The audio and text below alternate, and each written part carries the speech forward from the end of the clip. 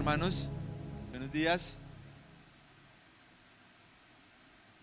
Bueno, antes de iniciar esta enseñanza, quiero que veamos una imagen, que es lo que yo sé que todos sabemos de esto.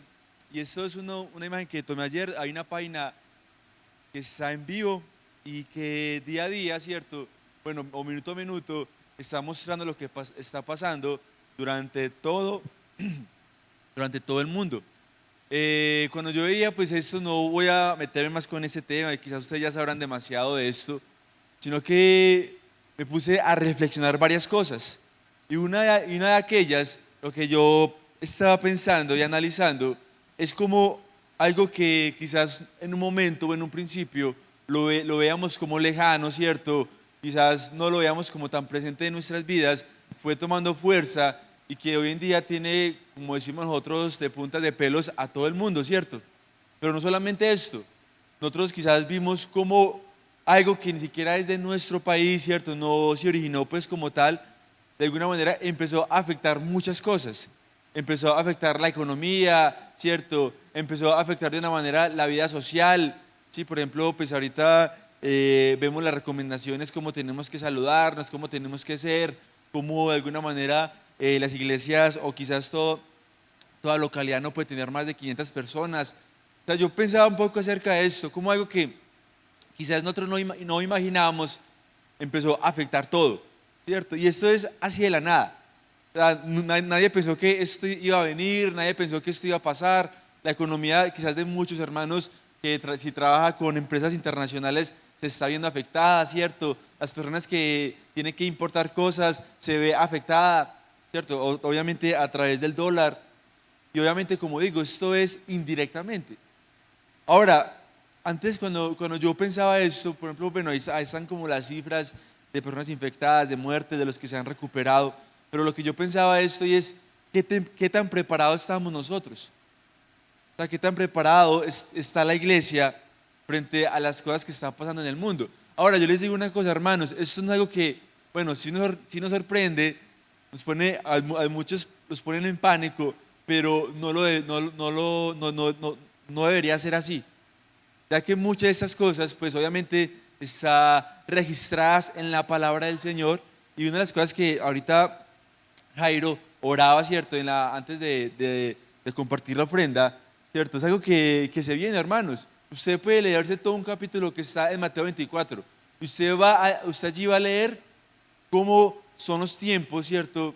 Antes del mundo. Ahora, no quiero decir que esto, el fin del mundo sea mañana, ¿cierto? Ni nada de estas cosas, sino cómo las cosas sí van empeorando, ¿cierto?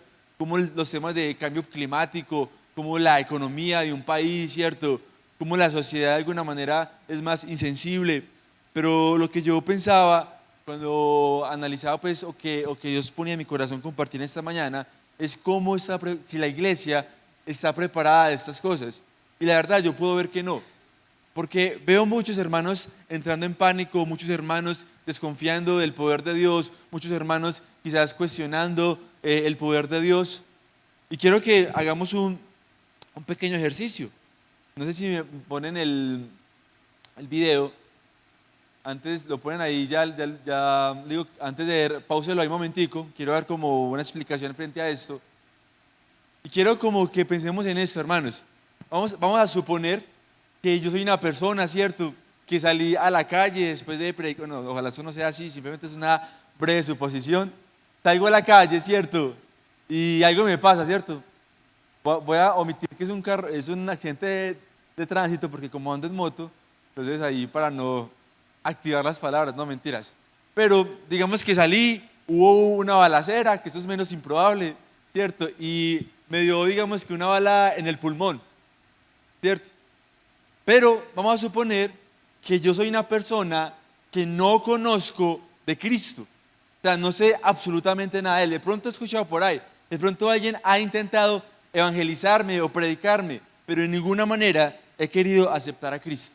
Listo, ahora sí póngame en el tiempo, por favor.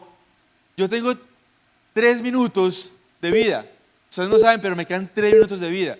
Y en esos 3 minutos de vida, ustedes tienen que tratar. ¿Ustedes qué me dirían? Quiero escuchar, ¿ustedes qué me dirían? ¿Qué dice Gloria? Arrepiéntase, ¿qué más? ¿Pero cómo? ¿Cómo? Pero háblame como, vea, me quedan 2 minutos y medio, o sea, necesito que me hablen claramente. ¿Y cómo lo recibo?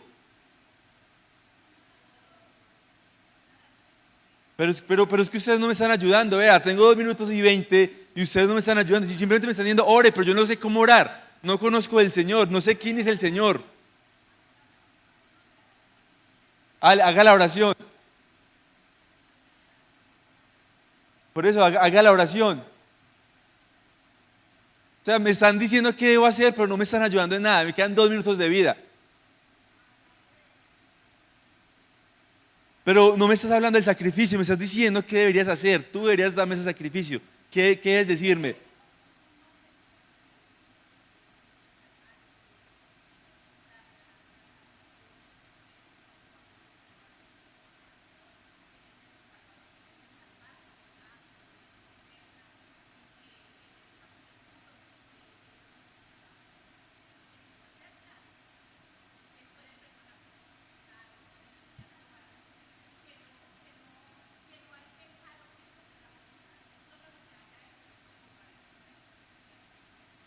Amén. ¿Quién dice algo más? Me queda 1 minuto 15. Digamos que ustedes están ahí chismoseando lo que me está pasando.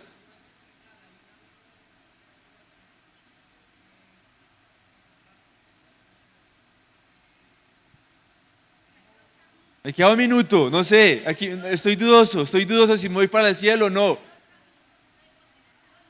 ¿Quién dice los demás? Quiero que somos una iglesia, o sea, quiero que todos conocemos la palabra. ¿Qué dicen las demás personas? ¿Qué más me pueden compartir? Vea, me quedan 47 segundos de vida.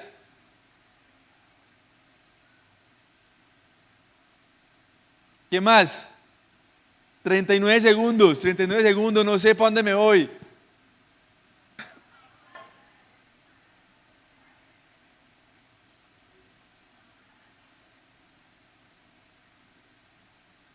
Bueno, ya pueden parar el tiempo. Ya me morí más rápido. Hermano, lo que les quiero decir algo con este ejercicio y es que, como le digo, las cosas pasan así. O sea, no sabemos nada. Pero lo que yo puedo ver es que caemos en shock. O sea, quizás al principio sea chistoso y sabemos en una teoría qué deberíamos decir. No, haga una oración, reciba al Señor, pero ¿quién es el Señor?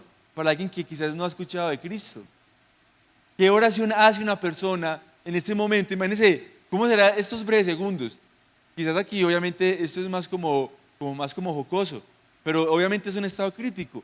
Obviamente, ¿cómo será nuestra reacción a ver una persona que sí le queda realmente 3 minutos de vida? Que entendemos que después de que haya muerto, la vida o más que todo el alma de esa persona o estará con el Señor o no estará con Él. Ahora, esto es un estado bastante crítico, bastante pues, bueno, no sé si en algún momento nos irá a pasar esto, pero lo que yo veo es que caemos en shock, ¿cierto? Quizás no encontramos las palabras, quizás no sabemos qué decir, quizás no sé si lo que le estoy diciendo es correcto o no es correcto, ¿cierto? No sabemos si lo que yo estoy hablando es realmente el Evangelio de Cristo a través de la palabra, a través de la voluntad del Señor, o no lo es, simplemente es algo que he escuchado día tras día, pero no sé si realmente eso es la voluntad de Cristo. ¿Y por qué hacemos eso, hermanos? Porque, como les digo nuevamente, no sabemos o no sé si la iglesia está preparada para cosas peores, por todo lo que estamos viendo y todo lo que estamos viviendo. O sea, si les soy sincero, hay unas páginas donde ustedes se meten y dan estadísticas, o sea, eso es en vivo, lo que está pasando en este momento, cuántas muertes hay, cuánta gente nació, cuánta gente está muriendo de hambre, de cáncer, de sida, de otras enfermedades, de malaria, y obviamente son miles más de las que están pasando por esta epidemia. Pero obviamente aquí nos sentimos con más pánico porque algo que ya está más pronto, más cercano, ¿cierto? Quizás hay más alarma, pero en el mundo están pasando muchas más cosas que quizás desconocemos. Pero antes de echarle la culpa, ¿cierto?, al gobierno o otras entidades o no, o desconocer muchas cosas, la pregunta es, ¿cuál es la posición de la iglesia frente a la situación del mundo? Por eso, yo le puse como título a esta enseñanza, tiempos difíciles, ¿y la iglesia qué? ¿Sí? Así es como quise ponerle a esta enseñanza. Y quiero que profundicemos en un texto que está en Ezequiel 3, versículo 1.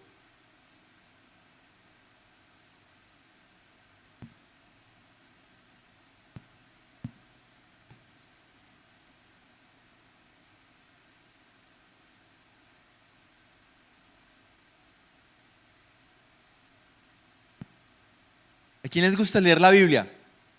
Amén. Bueno, eso sí, porque vamos a leer la palabra de Dios. Antes de leer este texto, hermanos, voy a traerles en el contexto. ¿Listo? Esto es muy importante. Entender qué es lo que está pasando en este momento que el hombre de Dios está escribiendo, quizás está proclamando esta palabra. Y esto yo lo voy a leer, no tiene que buscarlo, yo le leo esta parte, esta otra porción de la palabra, en Segunda de Reyes 17. Y es que este es un momento crítico para Israel. Israel estaba dividida en dos reinos, reino del norte y reino del sur, donde si ustedes recuerdan o si ustedes saben, Israel tenía 12 tribus, donde esas 12 tribus se han dividido. 10 tribus hacían parte del reino del norte y 2 tribus, una de esas era Judá, hacían parte del reino del sur. Hubo una división allí entre este pueblo, pero acá empezó a suceder algo, que el reino del norte de alguna manera empezó a codiciar, ¿cierto? Empezó a juntarse, como decimos nosotros, con otras naciones, y estas naciones a su vez influenciaron el pueblo de Israel, que aún así influenciaron sus prácticas. Algo que se estaba viendo en este tiempo era la idolatría. No sé si ustedes saben qué es el politeísmo. Y el politeísmo es la creencia de varios dioses. No es de un solo Dios, sino que digamos que yo puedo creer en Jesucristo, pero puedo creer en Buda también, pero también puedo creer en Alá, ¿cierto? Aunque aparentemente es el mismo Dios de nosotros, pero también puedo creer en otras deidades, ¿cierto? En Krishna y todo esto, y todas me benefician. Eso es politeísmo.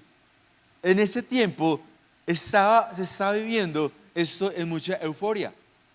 Esto es algo tremendo, hermanos, porque ¿quién recuerda el primer mandamiento del decálogo de Éxodo 20? ¿Cómo? Sin temor, hermanos.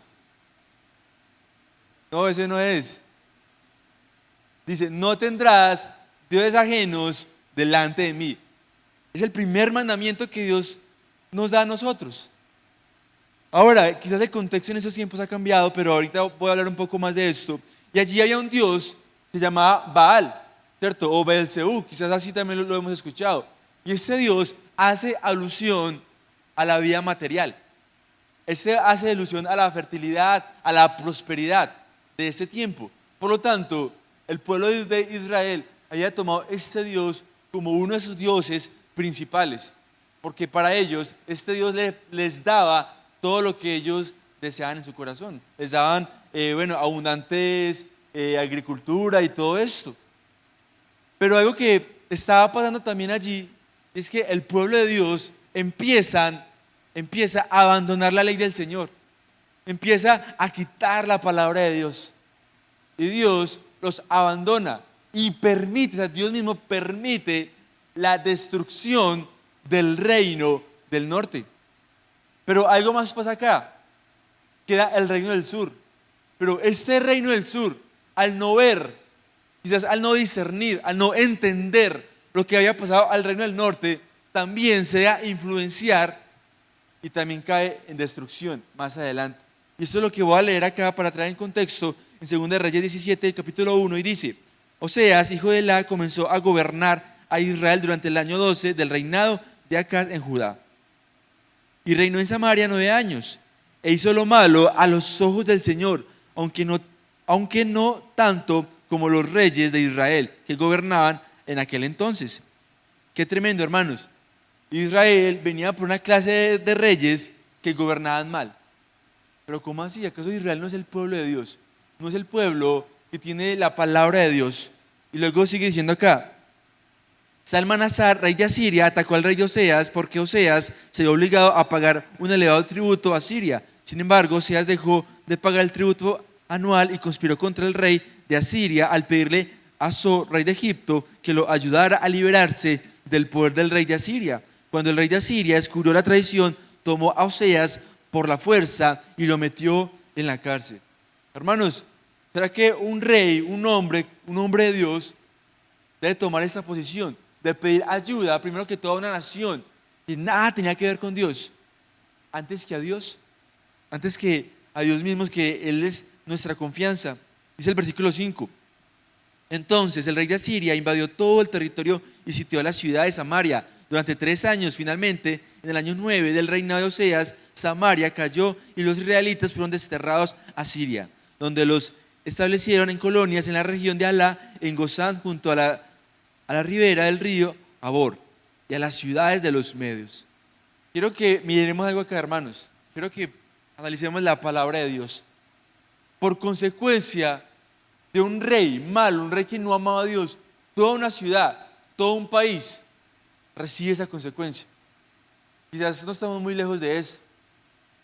Ahora, no quiero de alguna manera juzgar al gobierno cierto de nuestro país, pero vemos que la consecuencia de un gobierno que no ama a Dios, que está alejado de Dios, todo un pueblo, toda una nación, cierto, también paga por eso. Dice el versículo 7, semejante desgracia ocurrió a los israelitas porque rindieron culto a otros dioses, pecaron contra el Señor su Dios, quien los había sacado a salvo de Egipto y los había rescatado del poder del faraón, rey de Egipto. Habían seguido las prácticas de las naciones paganas que el Señor había expulsado de la tierra de su paso, así como las prácticas que los reyes de Israel habían introducido. Los israelitas también habían hecho muchas cosas en secreto que no eran agradables a los ojos del Señor su Dios.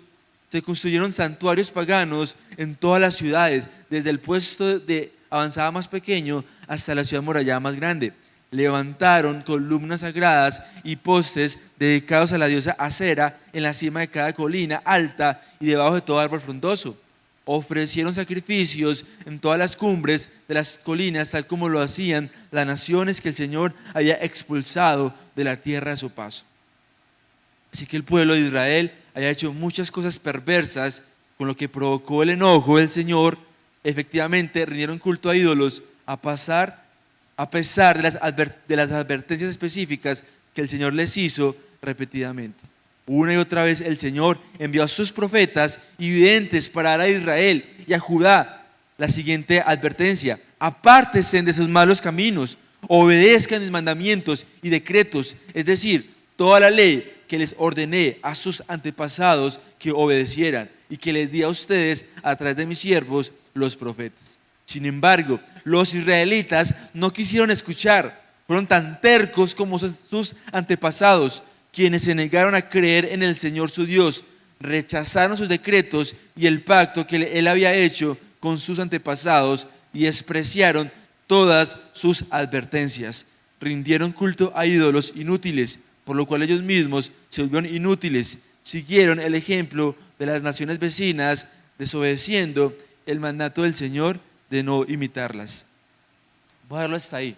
Yo creo que hasta ahí es más que suficiente para entender qué es lo que estaba pasando en el pueblo de Israel.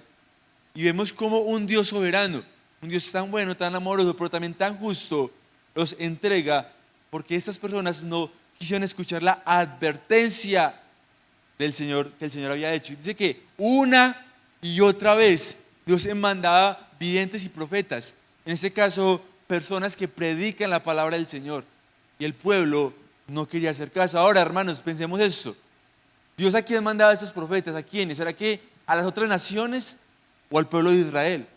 Era el pueblo de Israel, o sea, a las personas que conocían la palabra de Dios. Y esto es algo que lo que vamos a mirar y a detallar un poco en Ezequiel 3, porque en Ezequiel es contemporáneo a este rey, Oseas, y más adelante hay otro rey. Y no solamente eso, Ezequiel es contemporáneo a dos profetas que usted los tiene en su palabra, a Jeremías y a Isaías. O sea, Dios una y otra vez mandó hombres a advertir lo que ellos estaban haciendo.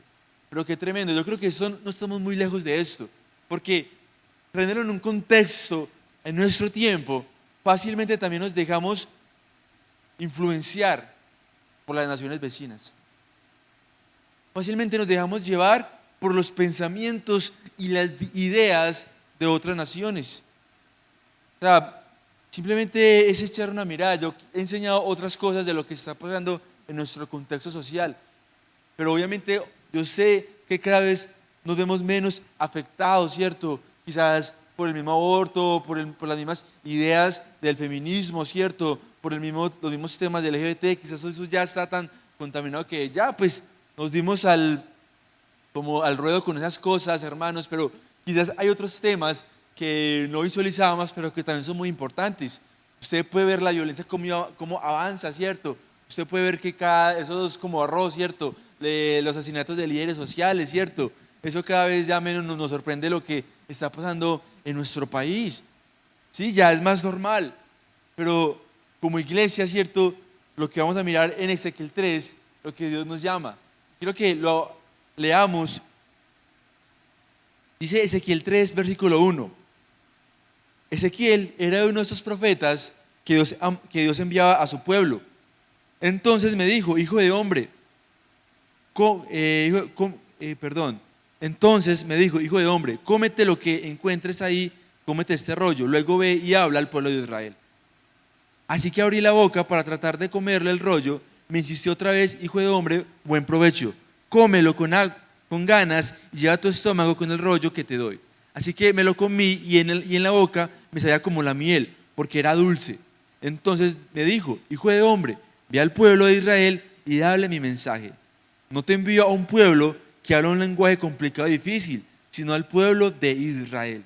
Tampoco te envío a naciones numerosas que hablan un lenguaje complicado y difícil de aprender que no puedas entender. Te aseguro que si te hubiera enviado a naciones extranjeras, ellos sí te escucharían, pero el pueblo de Israel se negará a escucharte, pues no quieren escucharme a mí, porque todos ellos son tercos y obstinados. Sin embargo, yo te haré tan terco y obstinado como ellos. Serás como el diamante más duro que una piedra, porque es un pueblo rebelde. Luego me dijo, hijo de hombre, escucha y entiende bien cada una de mis palabras. Luego ve con los tuyos a donde están exiliados y dale mi mensaje y diles así. Así dice el Señor Dios, aunque no te escuchen ni dejen de hacer lo malo. Dice que escuchen y entiendan. Eso es algo muy tremendo, porque la palabra escuchada es una palabra hebrea que significa shema, y es como que preste demasiado atención a lo que te voy a decir. Y entender es obedece lo que te voy a decir. Pero que esto es algo tremendo, porque dice, no te mando a un pueblo que no te va a entender, sino al pueblo de Israel, al pueblo que conoce la palabra de Dios. Pero dice, pero son tercos, porque no van a querer obedecer. Hermanos, aquí yo sé que una y otra vez hemos enseñado mucho la palabra. Y aunque dice la Biblia que el mismo Espíritu, no hay necesidad que alguien nos hable, porque el mismo Espíritu nos enseña la palabra de Dios. Aquí simplemente nos congregamos como hermanos, ¿cierto? Y damos un mensaje, pero la relación más efectiva es la que usted hace en casa cuando toma esta palabra. Mira qué interesante, dice, toma ese rollo y cómelo antes de ir al pueblo. Es fundamental conocer la palabra de Dios para conocer lo que Dios quiere decir a las personas. Yo aquí escuché mucha gente que decía las cosas que en lo personal creí que son correctas en el momento de hablarle a alguien, pero hay cosas que quizás omitimos. Una de ellas es el arrepentimiento, ¿cierto? Aunque lo digamos de broma, ¿cierto? De chiste, eso es fundamental para la salvación de una persona, el arrepentimiento de nuestros pecados. Pero este es uno de los mensajes que más cuesta anunciar a las personas. Entender o quizás compartir que ellos tienen que arrepentir de su mala vida, porque si no hay arrepentimiento, no existe o no va a haber salvación del alma. Sigo leyendo aquí el capítulo de Ezequiel. Dice, versículo 16, después de 7 días, el Señor me dijo, hijo de hombre, te he puesto como centinela del pueblo de Israel. Así que cuando recibas un mensaje mío, adviértele de mi parte Si le digo a un malvado, morirás, y tú no hablas con él, ni le adviertes que cambie su conducta, será declarado culpable y sufrirá la pena de muerte. Morirá por su crimen, pero yo también te haré responsable a ti de tu muerte. En cambio, si a pesar de tu advertencia no deja de hacer lo malo, ni cambia su conducta, entonces será declarado culpable y sufrirá la pena de muerte, pero tú te habrás salvado. Si un hombre bueno deja de hacer el bien y empieza a hacer el mal, cuando le ponga alguna piedra de tropiezo, morirá si no le adviertes. No se le tomará en cuenta sus buenas acciones y a ti te haré responsable de su muerte. En cambio, si le adviertes a un hombre bueno que no peque, y éste sigue haciendo el bien y no peca, conservará su vida por haber hecho caso a la advertencia, y tú te habrás salvado. Esta palabra es tan fuerte, hermanos, es tan directa, y solo con leerla creo que no necesitamos una interpretación muy amplia para conocer la voluntad de Dios. Aquí yo, leyendo un libro, copié esto y dice: cuando una nación abandona la justicia o normas de convivencia establecidas, está a punto de su desaparición. Comienza un proceso de desintegración interno que inevitablemente la llevará al colapso. Y eso es lo que estamos viendo. Naciones, ¿cierto?, que no conocen la justicia, que no conocen la palabra de Dios, que se están desapareciendo y que poco a poco vemos cómo se están desintegrando. O sea, un caso no muy lejano es Venezuela, que inevitablemente llega al colapso. Simplemente analicemos cómo está nuestro país, lo que vive en nuestro país, pero lo que vive en nuestra iglesia, que no estamos muy lejos a lo que Ezequiel, a través de este profeta, también nos quiere advertir a nosotros. Él nos llama, dice que muchas veces hemos escuchado la palabra de Dios, mucha gente ha muerto, ¿cierto? Esos 3 minutos que son tan simples que quizás pasan. Dice que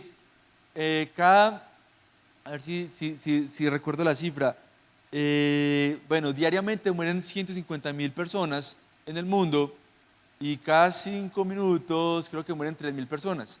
Eso son demasiadas. Quizás nosotros no tenemos el control de eso, pero eso debería ser un motivo de anunciar y predicar el Evangelio de Cristo. Porque lo que les compartí al inicio, pasan cosas, hermanos, que no sabemos que van a llegar. Hay momentos críticos y difíciles que golpean nuestras vidas indirectamente. Pero quiero que analicemos a profundidad este texto. Dios le está diciendo: hijo de hombre, quiero que abras tu boca, ¿cierto?, y lleves esta advertencia al pueblo de Dios. ¿Qué es un centinela? Un centinela es como un vigía, un vigilante, ¿cierto?, que está prestando atención a lo que puede acontecer. Les voy a traer también nuevamente el contexto de esto. El pueblo de Israel había sido expulsado, había sido exiliado de su nación. Por lo tanto, ellos estaban en un lugar donde ya no tenían murallas, sino que lo que podían hacer eran ponían a uno de su pueblo a que vigilara toda la noche, para que si el pueblo venía, fuesen advertidos y pudiesen escapar, o por lo menos hacer algo. Todo este pueblo dependía de la función de este centinela. Si este centinela se quedaba dormido, tenía que pagar con su propia vida. Eso es algo bastante tremendo, y eso es una verdad espiritual que ya vamos a analizar en un momento. Este hombre estaba llamado, ¿cierto?, a anunciar al pueblo qué era lo que debía. Es más, él no era preparado para defender al pueblo. Le estaba llamado a advertir al pueblo. Va a empezar a tener una relación, esto, lo que estamos leyendo, con nuestras vidas. Esta clase de personas somos nosotros. Nosotros somos los centinelas de hoy, que conocemos la palabra de Dios, pero hay una realidad muy triste, que en vez de advertir al pueblo, somos influenciados por esta sociedad y acorralados a ser como ellos quieren que sean y a guardar silencio. Hermanos, lo que está pasando hoy en día es por quizás a veces la negligencia y la torpeza de la iglesia. Uso la palabra torpe porque lo usa la palabra de Dios, o sea que me da toda la autoridad de decirla también. Pero lo que quiero decirles a ustedes es que nosotros somos personas que, como dice la palabra de Dios, si esa persona muere, y yo no le he compartido ese evangelio de Cristo, esa sangre correrá por mi propia cuenta cuando estemos delante del Señor. Yo en ese día yo pensaba, bueno, ¿cómo será esto? Cuando la Biblia dice que seremos juzgados delante del Señor, yo me puse a preguntar, ¿cómo será esto? ¿Será que estaremos ahí sentados, el Señor estará acá y empezará a decirnos, vea, usted no hizo esto, usted es un desgraciado, ¿cierto? ¿Por qué no le predicó a esta persona? Bueno, la verdad no creo que sea así. Pero realmente creo que lo que Dios menos desea en su corazón es hacernos sentir mal. Yo creo que de alguna manera, no sé cómo, eso aquí ya es especulando, Él traerá cosas a nuestra mente. Todo lo que no hicimos, quizás traerá recuerdos, ¿cierto? Todas las oportunidades que tuvimos. Y él decía, vea, esta persona que usted no le predicó, que tuviste la oportunidad, 10 años después se corrompió, se volvió malo, murió de esta manera, ¿cierto? Si ustedes pueden ver, la sociedad está tan estrechamente relacionada que yo veía esto, vea, algo que inició en China, cómo se expandió todo el mundo, cómo todo el mundo toma medidas, cómo este contagia a este llegó aquí, este murió, este no murió, o sea, cómo todo se ve tan relacionado. Lo mismo pasa con el evangelio, con la iglesia, hermanos. Usted no sabe a la persona que usted le está predicando la palabra de Dios, usted no sabe qué pueda pasar. Un testimonio así muy sencillo que se me viene a la mente, poniendo esto en práctica. Hubo un misionero que estaba en China y conoció un hombre analfabeta, un hombre que no conocía, no sabía ni siquiera leer. O sea, un hombre que aparentemente uno puede despreciar, porque esa persona, un chino, era más bien como un campesino. Este misionero tuvo la oportunidad de compartir el evangelio y se fue de allí. Dice que aproximadamente 15 años después hubo una reunión, como por ejemplo una mesa misionera de todo el mundo. Cuando llega allí, ve a un chino predicando y enseñando la palabra de Dios. Él se le hace muy conocido, pero no lo recuerda. Cuando termina todo el evento, el chino reconoce al misionero y se le acerca y le dice, ¿sabes quién soy yo? Y dice, no sé quién eres tú.